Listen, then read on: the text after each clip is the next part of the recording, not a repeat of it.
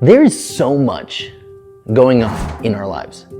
Between work and school, managing our relationships, dealing with the personal stuff that we've each got going on, it's easy to feel in life that we're just bouncing from one thing to the other, and it's also easy to feel like we lose ourselves in the process.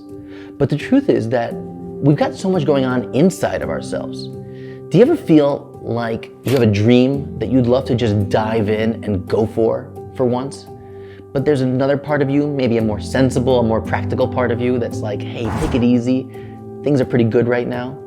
Or maybe just that you feel like your brain, your logic is telling you one thing, but your heart and your emotions are telling you something else, and they're pulling in different directions.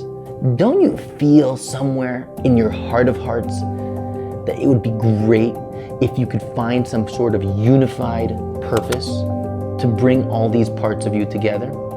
There's no shortcut for this conversation. We've got to talk about who we are in our core. We've got to talk about our souls. If you go across the globe and you add up the populations of Christians, Muslims, Hindus, Buddhists, those who subscribe to indigenous faiths, and the handful of us Jews, we disagree on a whole range of issues, but this mammoth 83% of the world's population agrees on one thing, and that is the existence of the human soul. How about in the United States? What percentage of Americans do you think believe that the soul continues to exist after the death of the body? A recent Pew study sets the number at an astounding 72% of Americans. How does that work? How can people believe in something, or so many people believe in something that seems to be totally not provable by science? This is a great question which we're going to touch on, but before, we have to introduce our main question in this series. And that question is a much simpler question. What is the soul? What are we talking about over here? How would you explain or define the soul in your words? I actually remember as a kid having this conception of the soul as being some anonymous ghost who lived in the sky. And if I were to do some good deed down here, he would get a point. And if I did something bad, he would lose a point, or probably worse. Whatever it is, it was something that I couldn't see, I couldn't sense, but I was told would mean a lot to me when I died.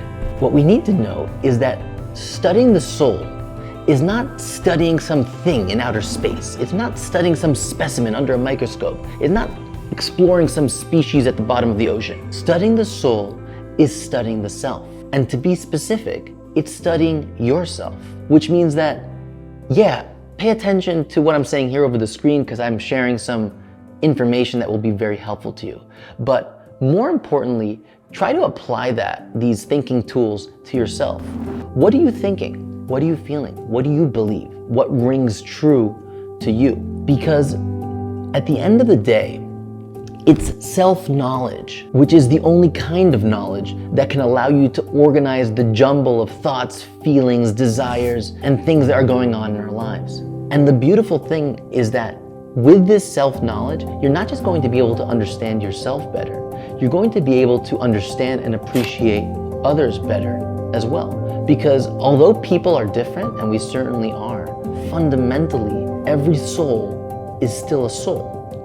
And if you're able to appreciate the divine spark in you, you're going to be able to appreciate the divine spark in others. Probably the most famous verse in the Torah illustrates this. The verse says, and you'll recognize it, believe it or not, that you have to love your fellow the way you love yourself. You have to love yourself first. But to love yourself, you have to know yourself. So it's going to start with us. So how can billions of people be so instinctively sure that they have a soul, but be so hazy about what it is? The answer to this is the same answer as to why so many of us are so unaware of ourselves. Why is it so hard for so many of us to find our spouse? Why do so many of us fumble to find the right career through trial and error?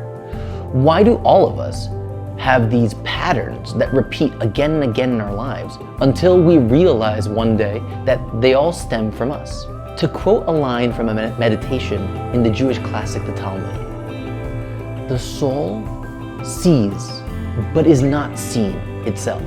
The world is full of things, but the soul itself is not a thing. The soul is the lens through which we are perceiving, experiencing, and interpreting those things.